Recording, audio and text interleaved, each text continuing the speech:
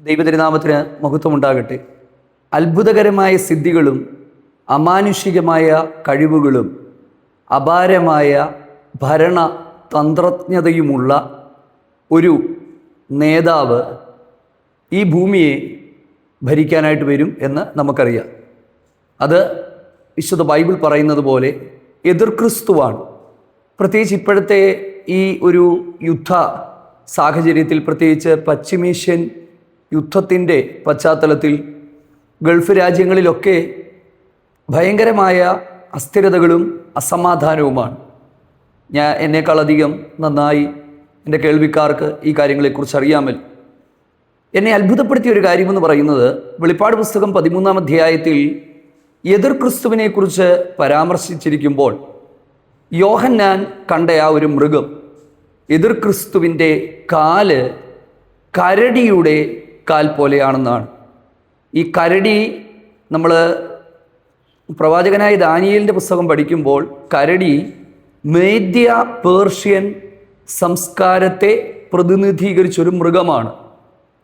അപ്പം ആ ഒരു ഭാഗം വായിക്കുകയും പഠിക്കുകയും ചെയ്തപ്പോൾ എൻ്റെ മനസ്സിലേക്ക് വന്ന ചില ചിന്തകൾ, ചില വ്യാഖ്യാനങ്ങൾ എന്നുള്ളത്, എതിർ ക്രിസ്തുവിനെ താങ്ങി നിർത്തുന്നത് പേർഷ്യൻ അല്ലെങ്കിൽ ഗൾഫ് കൺട്രികളുമായിട്ട് ബന്ധപ്പെട്ടുള്ള ചില രാജ്യം, അല്ലെങ്കിൽ ഗൾഫ് കൺട്രികളായിരിക്കാം, അല്ലെങ്കിൽ അത്തരത്തിലുള്ള ഒരു മേഖലയിലായിരിക്കാം അവനെ താങ്ങി നിർത്തുന്നത്. അതായത് ഗൾഫിൻ്റെ പണവും ആ ഒരു പ്രത്യേക സാഹചര്യം. നമുക്കറിയാം, ഇന്ന് ഗൾഫ് രാജ്യങ്ങൾ ഏറ്റവും അധികം സമാധാനം ആഗ്രഹിച്ചുകൊണ്ടിരിക്കുകയാണ്. കാരണം ഈ ഒരു യുദ്ധത്തിൽ നിന്ന് അവർക്ക് എങ്ങനെയെങ്കിലും പുറത്തു കടക്കണം എന്നുള്ളതാണ്. കാരണം അവർ ഒരു തെറ്റും ചെയ്യാതിരുന്നിട്ടും അവർക്ക് നേരെ തുടർച്ചയായ ആക്രമണങ്ങൾ ഉണ്ടാകുന്നു. അല്ലെങ്കിൽ അമേരിക്ക ആ രാജ്യങ്ങളെ സഹായിക്കുന്നത് കൊണ്ട്, ഈ GCCI കൺട്രികളെ സഹായിക്കുന്നത് കൊണ്ട് ഇറാന് ഗൾഫ് രാജ്യങ്ങൾക്കെതിരെ തിരിഞ്ഞിരിക്കുകയാണ്. നന്നായിട്ടറിയാം. എനിക്ക് തന്നെ ഒരുപാട് പേര് പ്രാർത്ഥനാ വിഷയങ്ങളുമായിട്ട് വിളിക്കുന്നുണ്ട്. ജോലികളിലെ അസ്ഥിരതകൾ, നിർബന്ധിതമായിട്ടുള്ള ലീവ് എടുക്കാനായിട്ട് ആളുകളെ വിളിക്കുന്നു.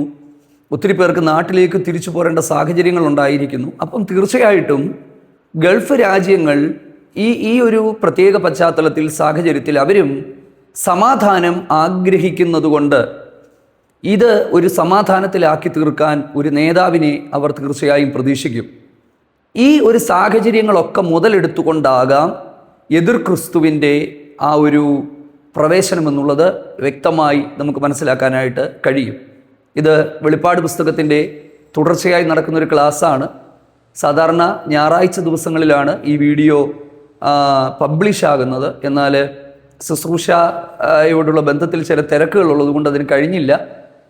അതുകൊണ്ടാണ് ഒരു ദിവസം ലേറ്റായിട്ട് ഈ വീഡിയോ നിങ്ങളുടെ മുമ്പിലേക്ക് എത്തുന്നത്.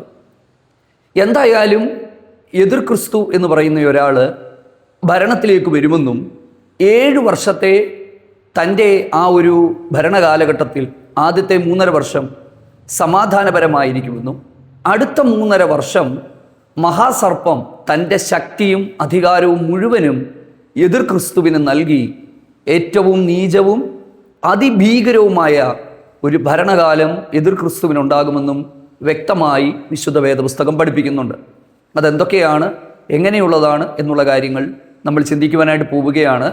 വെളിപ്പാട് പുസ്തകവും ദാനിയേലിൻ്റെ പുസ്തകവും തമ്മിൽ ചേർത്ത് പഠിക്കുമ്പോൾ അത്ഭുതകരമായിട്ടുള്ള ചില താരതമ്യങ്ങൾ നമുക്ക് മനസ്സിലാക്കാനായിട്ട് കഴിയും. എന്നാൽ ഈ വീഡിയോ മുഴുവനായിട്ട് നിങ്ങൾ കാണുന്നതിന് മുമ്പായിട്ട് ഒരു കാര്യം കൂടെ ഞാൻ പറയട്ടെ. എതിർ ക്രിസ്തു ആരാണെന്ന് വ്യക്തിപരമായി ഞാൻ പറയാനായിട്ട് താല്പര്യപ്പെടുന്നില്ല. അനുമാനങ്ങൾ, അല്ലെങ്കിൽ ആരാണെന്നൊക്കെയുള്ള അനുമാനങ്ങളുണ്ട്. കുറച്ചൊക്കെ എൻ്റെ മനസ്സിലിരിക്കുന്ന കുറച്ച് ആളുകളുണ്ട്. പക്ഷേ ഞാൻ ഒരിക്കലും അതൊരു പബ്ലിക് പ്ലാറ്റ്ഫോമിൽ അത് പറയത്തില്ല. അത് പറയാത്തതിൻ്റെ കാരണം എന്താണെന്ന് ചോദിച്ചാൽ, വേദപുസ്തകത്തിന് എല്ലാ കാലവും ചില മറകളുണ്ട്. അതായത് സർവശക്തനായ ദൈവം എപ്പോഴും ചില മറകൾ വെച്ചിട്ട് മാത്രമേ എല്ലാ കാര്യവും വെളിപ്പെടുത്താറുള്ളൂ. എതിർ ക്രിസ്തുവിൻ്റെ പേരും അദ്ദേഹം ആരായിരിക്കുമെന്നുള്ള കാര്യങ്ങൾ ദൈവത്തിന് വെളിപ്പെടുത്തുന്നതിന് ഒരു പാടുമില്ല. പക്ഷേ എല്ലാ കാലവും ദൈവം തൻ്റെ ഹൃദയത്തിൽ ചില രഹസ്യങ്ങൾ സൂക്ഷിച്ചിരിക്കുന്നത് പോലെ പിതാവ് സ്വന്തം അധികാരത്തിൽ വെച്ചിട്ടുള്ള കാലങ്ങളെക്കുറിച്ചും സമയങ്ങളെക്കുറിച്ചും അതെ അറിയേണ്ടത് ഇല്ല എന്നൊക്കെയുള്ള വാക്കുകൾ എന്നതുപോലെ അതൊക്കെ ഒരു രഹസ്യമായി അവിടെ തുടരട്ടെ. നമ്മളെ സംബന്ധിച്ചിടത്തോളം ആരാണ് എന്നുള്ളത് അനുമാനിക്കാൻ ശ്രമിച്ച് വെറുതെ പോയി അബദ്ധങ്ങളിൽ ചാടുന്നതിനേക്കാൾ നല്ലത്. ഒത്തിരി അബദ്ധങ്ങൾ, യേശു ക്രിസ്തുവിൻ്റെ വരവ് കൃത്യമായ ഡേറ്റുകൾ പറഞ്ഞ് അബദ്ധം പറ്റിയവരുണ്ട്. അങ്ങനെ ഒത്തിരി ദുരുപദേശങ്ങളുണ്ട്. അതുകൊണ്ട് ഞാൻ ഇത്തരത്തിലുള്ള കാര്യങ്ങളെല്ലാം ഒഴിവാക്കാനായിട്ടാണ് ശ്രമിക്കുന്നത്. എന്തായാലും എതിർ ക്രിസ്തു എന്ന് പറയുന്ന ഒരാളുണ്ടെന്നും അദ്ദേഹത്തെക്കുറിച്ച് വചനത്തിൽ വെളിപ്പെടുത്തിയിരിക്കുന്ന കാര്യങ്ങൾ നമുക്ക് ചിന്തിക്കാം. അതിൻ്റെ ആവശ്യമേ നമുക്കുള്ളൂ. ഏറ്റവും പ്രധാനപ്പെട്ട കാര്യം നാം കർത്താവിൻ്റെ വരവിന് വേണ്ടി ഒരുങ്ങുക, നമ്മളെ തന്നെ ശുദ്ധീകരിക്കുക, ഒരു വിശുദ്ധ ജീവിതം നയിച്ചുകൊണ്ട് കർത്താവിനോടുള്ള സ്നേഹത്തിൽ, കൂട്ടായ്മയിൽ ദൈവകൽപ്പനകൾ അനുസരിക്കാത്തവരായിട്ട് ആരെങ്കിലും ഉണ്ടെങ്കിൽ തീർച്ചയായിട്ടും നിങ്ങൾ ദൈവകൽപ്പനകൾ വളരെ വേഗത്തിൽ അനുസരിക്കുക, നിത്യതയ്ക്ക് അവകാശികളായി തീരുക. കർത്താവ് നമ്മളെ സഹായിക്കട്ടെ. എതിർ ക്രിസ്തുവിൻ്റെ ഭരണവുമായിട്ട് ബന്ധപ്പെട്ട് വെളിപ്പാട് പുസ്തകം 13-ാം അധ്യായത്തിൻ്റെ 1 മുതൽ 10 വരെയുള്ള വാക്യങ്ങൾ നമുക്ക് കാണാനായിട്ട് പറ്റും. ആ 1 മുതൽ 10 വരെയുള്ള വാക്യങ്ങളിൽ നമ്മൾ കാണുന്നത് 42 മാസം പ്രവർത്തിക്കുന്ന എതിർ ക്രിസ്തുവിനെയാണ്. 42 മാസം പ്രവർത്തിക്കുന്ന ഉപായിയായ ഒരു വ്യക്തി. അപ്പം ന്യായമായി നമ്മൾ ചിന്തിക്കും, 42 മാസമേ ഉള്ളോ, അതായത് 3.5 വർഷമേ ഉള്ളോ, 7 വർഷമില്ലേ എന്നുള്ളത്. 7 വർഷം തന്നെ ഉണ്ട്. പക്ഷേ ഈ ഒരു പാസേജിൽ 42 മാസത്തെ കാര്യങ്ങളാണ് പറയുന്നത്. ഞാൻ ഇങ്ങനെ പോയാൽ ഒരുപാട് സമയം വേണ്ടി വരും. സാധാരണ ഞാൻ വെളിപ്പാട് പുസ്തകത്തിൻ്റെ ക്ലാസ്സുകളൊക്കെ എടുക്കുന്ന സമയങ്ങളിൽ 1 മണിക്കൂറും 1.5 മണിക്കൂറും ഒക്കെയാണ് നോട്ട്സുകളെല്ലാം പ്രദർശിപ്പിച്ചുകൊണ്ട് എടുക്കുന്ന ക്ലാസ്സുകൾ. അങ്ങനെ എനിക്കിതിൻ്റെ അകത്ത് പറ്റാത്തത് കൊണ്ടാണ് നമ്മൾ ഇന്ന് ഇതൊരു ബൃഹത്തായൊരു വിഷയമാണ്, അതിബൃഹത്തായ ഒരു വിഷയമാണ്. പറ്റുന്നത് പോലെ നമുക്കിത് മനസ്സിലാക്കാം. അത് മനസ്സിലാക്കാൻ കർത്താവ് നമ്മളെ സഹായിക്കട്ടെ. വെളിപ്പാട് പുസ്തകം 13-ാം അധ്യായത്തിൻ്റെ 1 മുതൽ 10 വരെയുള്ള വാക്യങ്ങളിലേക്ക് നമ്മൾ പോകുമ്പോൾ 1-ാമത്തെ വാക്യത്തിൽ അപ്പോൾ എന്ന് പറഞ്ഞാണ് തുടങ്ങുന്നത്. അപ്പോൾ എപ്പോഴാണ്? 12-ാമത്തെ അധ്യായം എഴുതി അവസാനിപ്പിക്കുമ്പോൾ ഒരു സ്ത്രീയെക്കുറിച്ച് നമ്മൾ കാണുന്നുണ്ട്. ആ സ്ത്രീ ആരാണെന്ന് ഞാൻ ഏറ്റവും ഒടുവിലത്തെ ക്ലാസ്സിൽ പറഞ്ഞിരുന്നു. അത് യഹൂദനാണ് അല്ലെങ്കിൽ ഇസ്രായേലാണ് എന്ന് ഞാൻ പറഞ്ഞിരുന്നു. ആ ഒരു സ്ത്രീയുടെ മുമ്പിൽ നിൽക്കുന്ന മഹാസർപ്പത്തെ നമുക്ക് കാണാനായിട്ട് പറ്റും. ആ ഒരു കാലഘട്ടത്തിൽ അല്ലെങ്കിൽ ഈ 7 വർഷത്തെ മഹോപദ്രവത്തിൻ്റെ അവസാനത്തെ 3.5 വർഷം, ആ ഒരു വർഷത്ത് നടക്കുന്ന സംഭവങ്ങളാണ് ഈ ഒരു കാര്യങ്ങളെന്ന് പറയുന്നത്. അപ്പോൾ 10 കൊമ്പ്, എന്താണ് ഈ 10 കൊമ്പെന്ന് പറയുന്നത്? ഈ 10 കൊമ്പിനെ കുറിച്ച് നമ്മൾ മനസ്സിലാക്കണമെങ്കിൽ പ്രവാചകനായ ദാനിയേലിൻ്റെ പുസ്തകത്തിലേക്ക് നമുക്ക് പോകേണ്ടതായിട്ട് വരും. ദാനിയേലിൻ്റെ പുസ്തകത്തിലെ 4 അധ്യായങ്ങൾ ഒന്നിച്ചു ചേർത്ത് പഠിച്ചാലേ പറ്റത്തുള്ളൂ. അതാണ് ഞാൻ പറഞ്ഞത്, ഇത് കുറച്ച് ബുദ്ധിമുട്ടുള്ള ഒരു കാര്യമാണിത്. അത് എനിക്കറിയില്ല ഇതെങ്ങനെയാണെന്ന്. പക്ഷേ എന്നെക്കൊണ്ട് പറ്റുന്നത് പോലെ കമ്മ്യൂണിക്കേറ്റ് ചെയ്യാനായിട്ട് ശ്രമിക്കാം. നിങ്ങൾ എന്നോടൊപ്പം വരുമെന്ന് ഞാൻ വിശ്വസിക്കുകയാണ്. ദാനിയേൽ പ്രവാചകൻ്റെ പുസ്തകം 2, 7, 8, 11 ഈ 4 അധ്യായങ്ങൾ ചേർത്ത് നമ്മൾ പഠിക്കണം. അപ്പം അത് ചേർത്ത് പഠിക്കുമ്പോൾ നമുക്ക് ഈ ഒരു 10 കൊമ്പ്, 7 തല, അതുപോലെ തന്നെ 10 രാജമുടിയുള്ള തലയിൽ ദൂഷണനാമങ്ങളുള്ള ഒരു മൃഗം സമുദ്രത്തിൽ നിന്ന് കയറുന്നത് ഞാൻ കണ്ടു. ഈ സമുദ്രം എന്ന് പറയുന്നത് ജനസമുദ്രമാണ് അല്ലെങ്കിൽ ജനസാഗരമാണ്. ജനസമുദ്രത്തിൽ നിന്ന് കയറുന്നത് ഞാൻ കണ്ടു. ഈ മൃഗം എന്ന് പറയുമ്പോൾ മൃഗത്തെ അക്ഷരാർത്ഥത്തിൽ ഒരു മൃഗമായി നമ്മൾ എടുക്കരുത്. എന്തുകൊണ്ടാണ് ബൈബിൾ അതിനെ മൃഗമെന്ന് പറയുന്നത്? പ്രവാചകനായ ദാനിയേലിൻ്റെ പുസ്തകത്തിൽ നെബുക്കദ്നേസർ കണ്ട ഒരു ബിംബമുണ്ട്, ഒരു വിഗ്രഹമുണ്ട്. ആ വിഗ്രഹത്തിൽ ലോകത്തിലെ 4 പ്രധാനപ്പെട്ട ഭരണ സംവിധാനങ്ങൾ അല്ലെങ്കിൽ ഭരണകൂടങ്ങളെ കുറിച്ച് തനിക്ക് വെളിപ്പെട്ട് കിട്ടി. ബാബിലോൺ, മേദ്യ പേർഷ്യ, യവനായ സംസ്കാരം, അതുപോലെ തന്നെ റോമൻ സംസ്കാരം. ഈ സംസ്കാരങ്ങളെ നെബുക്കദ്നേസർ രാജാവ് കാണുന്നത് മെറ്റൽസ് ആയിട്ടാണ് അല്ലെങ്കിൽ ഈ മൂലകങ്ങളായിട്ടാണ്. തങ്കം, വെള്ളി, താമ്രം, ഇരുമ്പ് മൂലകങ്ങളായിട്ടാണ്, ഇല്ലേ? തങ്കം എന്നൊക്കെ പറയുമ്പോൾ വിലയുള്ള സാധനമാണ്, വിലയുള്ളതായിട്ടാണ് കാണുന്നത്. പക്ഷേ വ്യത്യാസം നമ്മൾ ശ്രദ്ധിക്കുക. ദാനിയേല് ഈ 4 സാമ്രാജ്യങ്ങളെ കാണുമ്പോൾ മൃഗങ്ങളായിട്ടാണ് കാണുന്നത്. സിംഹം, പുള്ളിപ്പുലി, കരടി, ആട്ടുകൊറ്റൻ, ഇങ്ങനെ ഇടിച്ചുകൊണ്ടിരിക്കുന്ന ആട്ടുകൊറ്റൻ, ഇങ്ങനെയൊക്കെയാണ് കാണുന്നത്. എന്തുകൊണ്ടാണ് അങ്ങനെ കാണുന്നത്? അപ്പം ഞാൻ ആ ഭാഗം വായിച്ചപ്പോൾ എനിക്കൊരു കാര്യം മനസ്സിലായത്, ശ്രദ്ധിച്ച് മനസ്സിലാക്കുക. ലോക മനുഷ്യൻ ഇതിനെ വിലയേറിയതായി കാണുമ്പോൾ ഒരു ദൈവ മനുഷ്യന് ദൈവം ഇതിൻ്റെ യഥാർത്ഥ സ്വഭാവമാണ് കാണിച്ചു കൊടുക്കുന്നത്. ഞാൻ ഈ പറഞ്ഞത് നിങ്ങൾക്ക് വ്യക്തമായി എന്ന് മനസ്സിലാകുകയാണ്. ലോക മനുഷ്യൻ, അതായത് നെബൂഖദ്നേസർ പോലും ഇതിനെ മനോഹരമായിട്ടാണ് കണ്ടത്, വിലയേറിയ മൂലകങ്ങൾ പോലെയാണ് കണ്ടത്. പക്ഷേ ഒരു ദൈവ പൈതൽ ഇതിൻ്റെ റിയൽ ക്യാരക്ടറാണ് കണ്ടത്. റിയൽ ക്യാരക്ടർ ഇല്ലേ?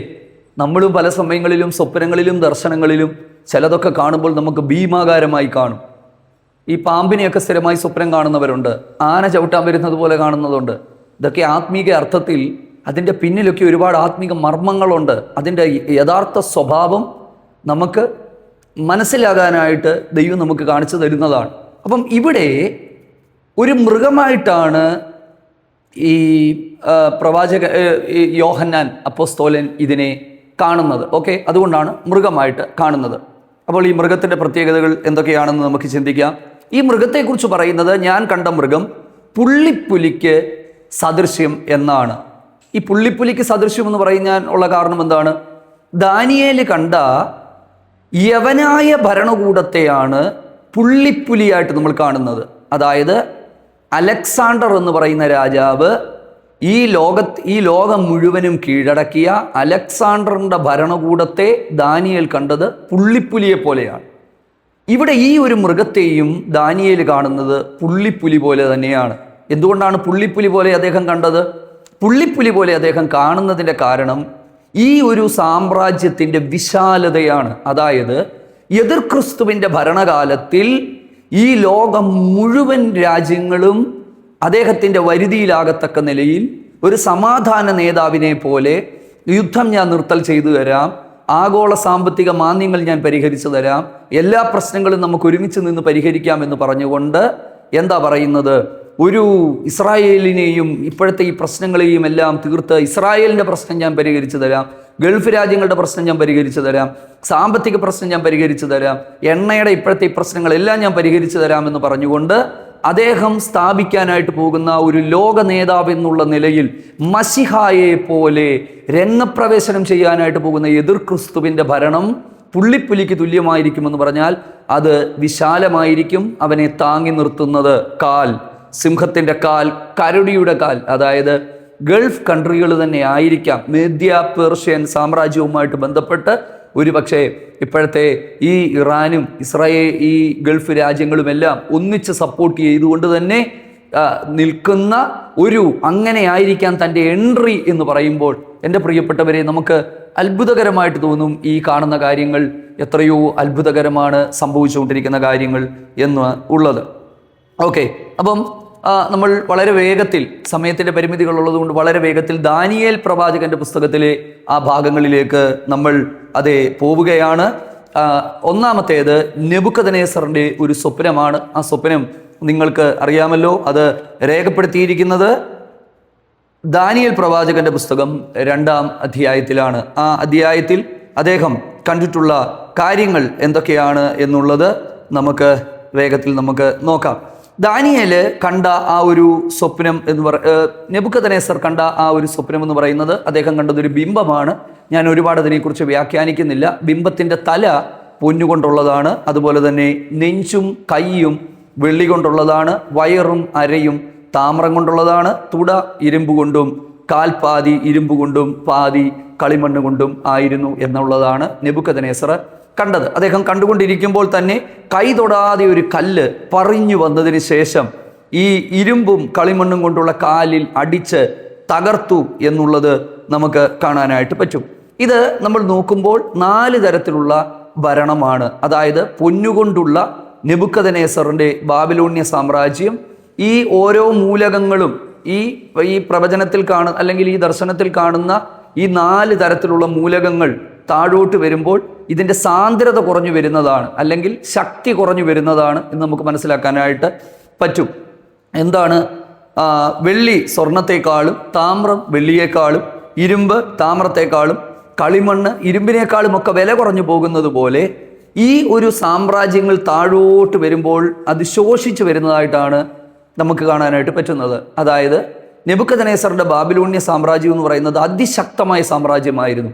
എന്നാൽ അതിനുശേഷം വന്ന മേദ്യ പേർഷ്യൻ സാമ്രാജ്യം എന്ന് പറയുന്നത് 2 സാമ്രാജ്യങ്ങൾ ഒന്നിച്ച് നിലകൊള്ളുന്ന ആ ഒരു സാമ്രാജ്യമായിരുന്നു. അതായത് പ്രഭുക്കന്മാരിൽ അധിഷ്ഠിതമായിട്ടുള്ള ഒരു വാഴ്ചയായിരുന്നു അത്. അതായത് സ്വയമായിട്ട് രാജാവിന് പോലും പലതും തീരുമാനിക്കുവാനായിട്ട് കഴിയത്തില്ല. ദാനിയേലിനെ സിംഹക്കുഴിയിൽ നിന്ന് രക്ഷിക്കാൻ ദാര്യാവേശ് താല്പര്യപ്പെട്ടിട്ട് പോലും അദ്ദേഹത്തിന് കഴിയാതിരുന്നു എന്നൊക്കെ നമ്മൾ കാണുന്നുണ്ട്. പിന്നീട് വരുന്നത് യവനായ സാമ്രാജ്യമാണ്. ഈ യവനായ സാമ്രാജ്യം എന്ന് പറയുന്നത് അലക്സാണ്ടർ ചക്രവർത്തിയുടെ ഭരണം നമുക്കറിയാം. അതൊരു പട്ടാള ഭരണമായിരുന്നു. അദ്ദേഹത്തിന് ശേഷം അദ്ദേഹത്തിൻ്റെ മരണശേഷം ഒരു അനന്തരാവകാശി ഇല്ലാത്തത് കൊണ്ട് അദ്ദേഹത്തിൻ്റെ 4 സൈനിക നേതാക്കന്മാരാണ് ആ രാജ്യത്തെ മുന്നോട്ട് കൊണ്ടുപോയിരുന്നത് എന്ന് നമുക്കറിയാം. ഞാനത് ദാനിയേലിൻ്റെ ദർശനവുമായിട്ട് ബന്ധപ്പെട്ട് വരുമ്പോൾ ഞാൻ പിന്നീട് അത് പറയാം. ഏറ്റവും ഒടുവിലത്തെ ഇരുമ്പിലേക്ക് വരുമ്പോൾ ഇരുമ്പിന് ശക്തി ഉണ്ടെങ്കിലും നമുക്ക് മനസ്സിലാക്കാനായിട്ട് പറ്റുന്നത് ഇരുമ്പും കളിമണ്ണും തമ്മിൽ ചേർന്ന് നിൽക്കുന്നു എന്നൊക്കെ അവിടെ രേഖപ്പെടുത്തിയിട്ടുണ്ട്. നിങ്ങൾ ആ നെബൂഖദ്നേസർ കണ്ട സ്വപ്നം നിങ്ങൾ വായിച്ചു നോക്കിക്കൊള്ളുക. അതിൻ്റെ അകത്ത് നമുക്കത് മനസ്സിലാക്കാനായിട്ട് പറ്റും. അതായത് റോമൻ കൈസറുടെ നിയമനം എന്ന് പറയുന്നത് റോമൻ സെനറ്റിലായിരുന്നു. അതായത് ഒരു ഉന്നത അധികാര സമിതിയുടെ ആലോചനയിലും പിൻബലത്തിലുമാണ് കൈസർമാർ ഭരണം നടത്തിയിരുന്നത് എന്ന് നമുക്ക് കാണാനായിട്ട് പറ്റുന്നുണ്ട്. ഓക്കെ, അപ്പം ഇതാണ് 2-ാം അധ്യായത്തിൽ നമ്മൾ കാണുന്നത്. അടുത്തത് 7-ാം അധ്യായത്തിലേക്ക് വരുമ്പോൾ കുറച്ചുകൂടി വ്യക്തമാണ് ഈ ദർശനമെന്ന് പറയുന്നത്. ഈ നെബൂഖദ്നേസർ സ്വപ്നം കണ്ടതിന് ശേഷം ദാനിയേലിന് ഒരു സ്വപ്നം ഉണ്ടാകുന്നു. ഞാൻ പറഞ്ഞു, ദാനിയേൽ കണ്ടത് മൃഗത്തെയാണ്. അതായത് ഒരു ദൈവദാസന് ഇതിൻ്റെ റിയൽ ക്യാരക്ടർ കാണാൻ ദൈവം ഭാഗ്യം കൊടുത്തു. റിയൽ ക്യാരക്ടർ മനസ്സിലായല്ലോ? ഓക്കെ, എന്താണ് അദ്ദേഹം കണ്ട കാഴ്ച എന്ന് പറയുന്നത്? ദാനിയേലിൻ്റെ ദർശനത്തിലെ 1-ാമത്തെ മൃഗമെന്ന് പറയുന്നത് സിംഹത്തിന് സദൃശ്യമായിരുന്നു. കഴുകൻ്റെ ചിറക് ഉള്ളതായിരുന്നു. ഇനിയും നമ്മൾ പറഞ്ഞ വെളിപ്പാട് പുസ്തകം 13-ാം അധ്യായത്തിലേക്ക് നമ്മൾ വരുമ്പോൾ സിംഹത്തിൻ്റെ വായ് പോലെയുള്ള ഒരു വായ അദ്ദേഹം കാണുന്നുണ്ട്. അപ്പം മനസ്സിലായല്ലോ, ഈ ദാനിയേൽ കണ്ട സ്വപ്നവും വെളിപ്പാട് പുസ്തകത്തിലെ ഈ യോഹന്നാൻ കണ്ട ആ ഒരു ദർശനവും രണ്ടും ഒന്നിച്ച് ചേർന്ന് പോകുന്നതാണ്. അപ്പം നെബൂഖദ്നേസർ കണ്ട 1-ാമത്തെ മൃഗം സിംഹത്തിൻ്റെ സദൃശ്യമാണ്, കഴുകിൻ്റെ ചിറകുള്ളതായിരുന്നു എന്ന് നമുക്ക് കാണാനായിട്ട് പറ്റും. ഈ കഴുകിൻ്റെ ചിറക് പറഞ്ഞു പോകുന്നു. പിന്നീട് അതിനെ ഒരു അതിന് ഒരു ഹൃദയം കൊടുത്തതിന് ശേഷം, മനുഷ്യ ഹൃദയം കൊടുത്തതിന് ശേഷം അതിനെ പൊക്കി നിർത്തുന്നു എന്ന് നമുക്ക് കാണാനായിട്ട് പറ്റും. എന്താണ് അതിൻ്റെ അർത്ഥം? നമുക്കെല്ലാവർക്കും അറിയാം. നെബൂഖദ്നേസർ നിഗളിച്ചപ്പോൾ, അഹങ്കരിച്ചപ്പോൾ ദൈവം അവന് ചിത്തഭ്രമം വരുത്തി, അല്ലെങ്കിൽ മാനസിക രോഗം വരുത്തി. അതാണ് കഴുകിൻ്റെ ചിറക് പറഞ്ഞുപോയി. പിന്നെ മനുഷ്യ ഹൃദയം കൊടുത്തിട്ട് പൊക്കി നിർത്തി എന്ന് പറഞ്ഞാൽ ദൈവം അവനെ ആ ഒരു പഴയ അവസ്ഥയിലേക്ക് കൊണ്ടുവന്നു. അത് അറിയാവുന്നവർക്കറിയാമല്ലോ. എനിക്ക് പറയാനായിട്ട് പറ്റത്തുള്ളൂ, ഒരുപാട് സമയം മുമ്പോട്ട് പോവുകയാണ്. ഓക്കെ, 2-ാമത്തെ മൃഗമെന്ന് പറയുന്നത് കരടിക്ക് സദൃശ്യമാണ്. 7-ാം അധ്യായത്തിൻ്റെ 7-ാമത്തെ വാക്യമാണ് കരടിയുടെ ഈ ഒരു കാര്യം. പക്ഷേ ഈ കരടിയെക്കുറിച്ച് പറയുന്നത് ഒരു സൈഡ് പൊക്കി പിടിച്ചുകൊണ്ട് ഈ കരടി നിൽക്കുകയാണ്. അതായത് ഈ കരടിയുടെ വായിൽ 3 എല്ലുകൾ ഉണ്ട് എന്നുള്ളതാണ്. ഈ 3 എല്ലുകൾ എന്ന് പറയുന്നത് മേദ്യ പേർഷ്യൻ ഭരണകൂടം കീഴ്പ്പെടുത്തിയ ലുദിയ, ബാബിലോൺ, മിസ്രയീം തുടങ്ങിയ 3 രാജ്യങ്ങളെയാണ് കാണിക്കുന്നത്. ഒരു സൈഡ് ഉയർന്നു, ഒരു സൈഡ് താണു എന്നാണ്. ഒരു പാർശ്വം ഉയർത്തിപ്പിടിച്ചു എന്ന് പറഞ്ഞാൽ പേർഷ്യൻ ഭരണകൂടം കുറച്ചുകൂടെ ശക്തമായിരുന്നു. അതായത് മേദ്യ പേർഷ്യൻ ഭരണകൂടത്തിലെ പേർഷ്യൻ ഭരണകൂടം കുറച്ചുകൂടി ശക്തമായിരുന്നു. 3-ാമത്തെ മൃഗമാണ് പുള്ളിപ്പുലിക്ക് സദൃശ്യം. അപ്പം ഈ പുള്ളിപ്പുലിക്ക് സദൃശ്യമായിട്ടുള്ള ഒരു മൃഗത്തെയാണ് നമ്മൾ എതിർക്രിസ്തുവിനെ നമ്മൾ കാണുന്നത്. എന്താണ് ഈ ഒരു മൃഗങ്ങളിൽ ഏറ്റവും ശക്തിയുള്ളതും വേഗതയുള്ളതുമായിട്ട് കാണിക്കുന്നതാണ് ഈ പുള്ളിപ്പുലി എന്ന് പറയുന്നത്. ഇത് അലക്സാണ്ടറിൻ്റെ യവനായ സാമ്രാജ്യത്തെയാണ് കാണിക്കുന്നത്. ഇതിന് 4 ചിറകുകളുണ്ട്, 4 ഭൂമിയുടെ ദിക്കുകളെ കാണിക്കുന്നു. അടുത്തത് പിന്നീട് നമ്മൾ കാണുന്നത് 4 തല കാണിക്കുകയാണ്, 4 തലകൾ. ഇത് അലക്സാണ്ടറിൻ്റെ മരണശേഷം അദ്ദേഹത്തിൻ്റെ 4 പട്ടാള മേധാവികൾ, ടോളമി, സെലൂക്കസ്, ലിസിമാക്കസ്, ക്യാസൻറ്റൈൻ എന്ന് പറയുന്ന 4 പട്ടാള മേധാവികളാണ് അലക്സാണ്ടറിൻ്റെ സാമ്രാജ്യത്തെ പിന്നീട് അവരാണ് ഭരിക്കുന്നത്. 4ആയിട്ട് തിരിഞ്ഞുകൊണ്ട് പോകുന്നു. ഇത് തന്നെയാണ് ദാനിയേൽ നെബൂഖദ്നേസർ കണ്ട ബിംബത്തിൻ്റെ താമ്രം കൊണ്ടുള്ള അരയും വയറും. ഓക്കെ, 4-ാമത്തെ മൃഗം എന്ന് പറയുന്നത് ഘോരവും ഭയങ്കരവും അത്യന്ത ശക്തിയുമുള്ള ഒരു മൃഗത്തെ ദാനിയേൽ കാണുകയാണ്. അത് 10 പല്ല്, ഇരുമ്പ് കൊണ്ടുള്ള പല്ല്, 10 കൊമ്പ്. ഓക്കെ, ഇരുമ്പ് കൊണ്ടുള്ള പല്ല്, 10 കൊമ്പ്. ഈ 10 കൊമ്പാണ് നമ്മൾ വെളിപ്പാട് പുസ്തകം 13 വരുമ്പോൾ നമുക്ക് കാണാനായിട്ട് പറ്റുന്നത്. 10 കൊമ്പ് എന്ന് നമുക്ക് കാണാനായിട്ട് പറ്റുകയാണ്.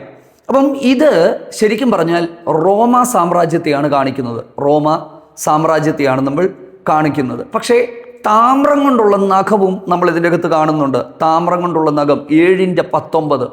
അപ്പം നമുക്കൊരു സംശയം ഉണ്ടാകും, ഈ താമ്രം കൊണ്ടുള്ള നഖം എങ്ങനെയാണ് വന്നതെന്നുള്ളത് ഇല്ലേ? അത് നമുക്കൊരു ഒറ്റ കാര്യമേ ഉള്ളൂ. ഈ യവനായ സാമ്രാജ്യത്തെ റോമൻ സാമ്രാജ്യം കീഴ്പ്പെടുത്തി കഴിഞ്ഞപ്പോൾ യവനായ സാമ്രാജ്യത്തിൻ്റെ സംസ്കാരങ്ങൾ റോമക്കാർ കോപ്പി ചെയ്തു. ഗ്രീക്ക് കൾച്ചർ അത് തന്നെയാണ് ഈ താമ്രം കൊണ്ടുള്ള നഖം എന്ന് പറയുന്നത്. ഓക്കെ, അടുത്തത് എതിർ ക്രിസ്തുവിനെ കുറിച്ച് ദാനിയേൽ കണ്ട കാര്യങ്ങൾ എന്തൊക്കെയാണ് എന്നുള്ളത് നമുക്ക് വളരെ വേഗത്തിൽ നമുക്ക് ചിന്തിക്കാം. ഇങ്ങനെ ദാനിയേൽ ഘോരവും ഭയങ്കരവുമായിട്ടുള്ള ഈ മൃഗത്തെ വീക്ഷിച്ചു കൊണ്ടിരിക്കുമ്പോൾ 10 കൊമ്പുകളുടെ ഇടയിൽ നിന്ന് ഒരു ചെറിയ കൊമ്പ് മുളച്ചു വരുന്നത് കാണാനായിട്ട് പറ്റും. ഈ കൊമ്പിൽ മനുഷ്യൻ്റെ കണ്ണ് പോലെയുള്ള കണ്ണും വമ്പു പറയുന്ന ഒരു വായും ഉണ്ടായിരുന്നു എന്ന് നമുക്ക് കാണാനായിട്ട് പറ്റും. 7-ാം അധ്യായത്തിൻ്റെ 19 മുതൽ 28 വരെയുള്ള വാക്യങ്ങളിലേക്ക് നമ്മൾ വരുമ്പോൾ ഈ ഒരു ചെറിയ കൊമ്പ് എന്ന് പറയുന്നത് ബുദ്ധിയിലും വാചാലതയിലും അതുപോലെ തന്നെ ശക്തിയിലും ബഹുസമർത്ഥനായിരിക്കും, ധിക്കാരിയായിരിക്കും, അഹങ്കാരിയായിരിക്കും. 7:25 നമ്മൾ വരുമ്പോൾ കാലവും കാലങ്ങളും കാലാംശവും അവൻ്റെ കയ്യിലേൽപ്പിക്കപ്പെടും. ഇംഗ്ലീഷ് ബൈബിളിൽ നമ്മൾ മനസ്സിലാക്കുമ്പോൾ ഇത് 3.5 വർഷം ആയിരിക്കും എന്നുള്ളതാണ്. അന്ന് ഘോരമായ ഒരു വല്ലാത്ത ഭരണം നടക്കും. അതിനുശേഷം അവൻ്റെ രാജ്യത്വത്തെ എടുത്തു കളയും എന്ന് നമുക്ക് മനസ്സിലാക്കുവാനായിട്ട് കഴിയും. ഇതിൻ്റെ ഒരുപാട് വിശദീകരണങ്ങളുണ്ട്. എല്ലാം കൂടെ ഞാൻ വിശദീകരിക്കാനായിട്ട് പോയാൽ ഈ വീഡിയോ 1 മണിക്കൂറിൽ അധികം സമയത്തിലേക്ക് ഇത് പോകും എന്നുള്ളത് കൊണ്ട് ഞാൻ അവിടെ ആ ഭാഗം ഞാൻ നിർത്തുകയാണ്. ഓക്കെ, ഇതിനെക്കുറിച്ച് കൂടുതൽ നിങ്ങൾക്ക് ആർക്കെങ്കിലും കേൾക്കാൻ താല്പര്യമുണ്ടെങ്കിൽ നിങ്ങൾ പറയുക. ദാനിയേൽ പ്രവാചകൻ്റെ ആ 4 അധ്യായങ്ങളിലെ സ്വപ്നങ്ങൾ, അതിൻ്റെ അർത്ഥങ്ങൾ കുറച്ചുകൂടെ വിശദമായ ഒരു വിശദീകരണം തരാം. ദൈവം നമ്മെ സഹായിക്കട്ടെ. അപ്പോൾ വെളിപ്പാട് പുസ്തകം 13-ാം അധ്യായത്തിൻ്റെ 1 മുതൽ 10 വരെയുള്ള വാക്യങ്ങളിൽ എതിർ ക്രിസ്തുവിനെ കുറിച്ചുള്ള ആ ഒരു കാഴ്ച നമുക്ക് കാണാനായിട്ട് പറ്റും എന്നുള്ളതാണ്. അപ്പം അതിന് വളരെ ഷോർട്ടായിട്ട് ഒരു വിശദീകരണം ഞാൻ വളരെ വേഗത്തിൽ നൽകുവാനായിട്ട് ആഗ്രഹിക്കുകയാണ്. അതാണ് ഞാൻ പറഞ്ഞത്, പുള്ളിപ്പുലിയുടെ ശരീരം എതിർ ക്രിസ്തുവിൻ്റെ ശരീരത്തിൻ്റെ, എതിർ ക്രിസ്തുവിൻ്റെ ഭരണത്തിൻ്റെ ആ ഒരു വിശാലതയാണ് കാണിക്കുന്നത്. കരടിയുടെ കാല്, അതായത് ഗൾഫ് കൺട്രീസ് ആയിരിക്കും ഇതിനെ താങ്ങി നിർത്തുന്നത്. 10 കൊമ്പ്, ഈ 10 കൊമ്പെന്ന് പറയുന്നത് റോമൻ ഭരണത്തിൽ നിന്നുള്ള അല്ലെങ്കിൽ റോമൻ സാമ്രാജ്യം ഇന്നും അത് നിലനിൽക്കുന്നുണ്ട്. നമുക്കറിയാം ആ ഒരു 10 രാജാക്കന്മാർ അല്ലെങ്കിൽ 10 ഭരണകൂടം, അതിൽ നിന്ന് ഇത് കയറി വരുന്നു എന്നുള്ളത് നമുക്ക് മനസ്സിലാക്കുവാനായിട്ട് അത് കഴിയുകയാണ്. സിംഹമുഖം എന്ന് പറയുന്നത് അതിൻ്റെ ആ ഒരു സിംഹത്തിൻ്റെ ആ ഒരു സ്വഭാവത്തെയാണ് അത് നമുക്ക് കാണാനായിട്ട് പറ്റുന്നത്. 3.5 വർഷത്തെ ഭരണകാലഘട്ടമായിരിക്കും എതിർ ക്രിസ്തുവിനുള്ളത് എന്ന് നമുക്ക് മനസ്സിലാക്കുവാനായിട്ട് പറ്റുന്നുണ്ട്. ഇതിനോട് ഒപ്പം തന്നെ നമുക്ക് വെളിപ്പാട് പുസ്തകം 17-ാം അധ്യായത്തിൽ നമ്മൾ എതിർ ക്രിസ്തുവിൻ്റെ മറ്റ് ചില സ്വഭാവങ്ങൾ നമുക്ക് കാണാനായിട്ട് പറ്റുന്നുണ്ട്. 7 മല എന്ന് പറയുന്ന ആ ഒരു കാര്യം നമുക്ക് അവിടെ കാണാനായിട്ട് പറ്റുന്നുണ്ട്. 7 മല നമുക്ക് കാണാനായിട്ട് പറ്റും. അപ്പം ഈ 7 മലയെക്കുറിച്ചുള്ള വിവരണങ്ങൾ ഞാൻ അന്നത്തെ ക്ലാസ്സിൽ നിങ്ങൾക്ക് തരാം. സമയം പോകുന്നതിൻ്റെ ഒരു പ്രശ്നമാണിത്. കാരണം നമ്മുടെ വീഡിയോകളെല്ലാം 15 മിനിറ്റ് 16 മിനിറ്റേ ഉള്ളൂ. പക്ഷെ എനിക്കിതൊന്ന് പറഞ്ഞ് പൂർത്തീകരിക്കാനായിട്ടും കഴിയാത്തതിൻ്റെ ഒരു പ്രശ്നം ഇതിൻ്റെ അകത്ത് ഉണ്ട് എന്നുള്ളതാണ്. അടുത്തത്, ഈ എതിർ ക്രിസ്തുവിനെ കുറിച്ച് പറയുമ്പോൾ എതിർ ക്രിസ്തുവും യേശു ക്രിസ്തുവും തമ്മിൽ ചില സാമ്യങ്ങൾ നമുക്ക് കാണാനായിട്ട് പറ്റും. കാരണം എതിർ ക്രിസ്തുവിൻ്റെ മുറിവ് പൊറുത്തതുപോലെ നമുക്ക് കാണാൻ പറ്റും. ഞാൻ പിന്നീട് അതിനെക്കുറിച്ച് പറയാം. ഈ പിതാവ്, പുത്രൻ, പരിശുദ്ധാത്മാവ് എന്നുള്ള ആ ഒരു തൃത്വത്തെ നമ്മൾ കാണുന്നത് പോലെ തന്നെ എതിർ ക്രിസ്തുവുമായിട്ട് ബന്ധപ്പെട്ട് മഹാസർപ്പം, എതിർ ക്രിസ്തു, കള്ളപ്രവാചകൻ, ഈ ഒരു തൃത്വം നമുക്ക് കാണാനായിട്ട് പറ്റും. എതിർ ക്രിസ്തു ഒരു സമാധാന എന്താ പറയുന്നത്, സമാധാനത്തിൻ്റെ വേഷം ധരിച്ചുകൊണ്ടായിരിക്കും എതിർ ക്രിസ്തു രംഗപ്രവേശനം ചെയ്യുവാനായിട്ട് പോകുന്നത്. അതായത് യേശു ക്രിസ്തു ഞാൻ നിങ്ങൾക്ക് സമാധാനം തരാനായിട്ട് വന്നു എന്ന് പറയുന്നത് പോലെ ലോകത്തിന് സമാധാനം കൊടുക്കാനായിട്ട് എതിർ ക്രിസ്തു വരും എന്നുള്ളത് നമുക്ക് മനസ്സിലാക്കുവാനായിട്ട് പറ്റും. പരിശുദ്ധാത്മാവ് ക്രിസ്തുവിങ്കിലേക്ക് ജനത്തെ നയിക്കുന്നത് പോലെ മൃഗം എതിർ ക്രിസ്തുവിൻ്റെ മുമ്പാകെ ജനത്തെ കൊണ്ടുവരികയും എതിർ ക്രിസ്തുവിലേക്ക് ജനത്തെ അതേ നയിക്കുകയും ചെയ്യും എന്നുള്ളത് നമുക്ക് അതേ മനസ്സിലാക്കുവാനായിട്ട് പറ്റും. ഓക്കെ, 3.5 വർഷമായിരിക്കും എതിർ ക്രിസ്തുവിൻ്റെ ഭീകരമായ ഭരണം. മഹാസർപ്പം തൻ്റെ ശക്തിയും അധികാരവും എതിർ ക്രിസ്തുവിന് കൊടുക്കും എന്നുള്ളത് നമുക്കവിടെ മനസ്സിലാക്കുവാനായിട്ട് കഴിയും. ഓക്കെ, അപ്പം വെളിപ്പാട് പുസ്തകത്തിൻ്റെ തുടർന്നുള്ള ക്ലാസ്സുകളിൽ ഇതിൻ്റെ കുറച്ചുകൂടെ വ്യക്തമായ വിശദീകരണങ്ങൾ നൽകാം. എതിർ ക്രിസ്തു ആരാണെന്നോ എന്താണെന്നോ ആരാണെന്നോ ഞാൻ പറയുന്നില്ല, നമ്മളത് പറയാനായിട്ട് ശ്രമിക്കുന്നുമില്ല, ഇതിൻ്റെ ആവശ്യമില്ലെന്നാണ് എനിക്ക് തോന്നുന്നത്.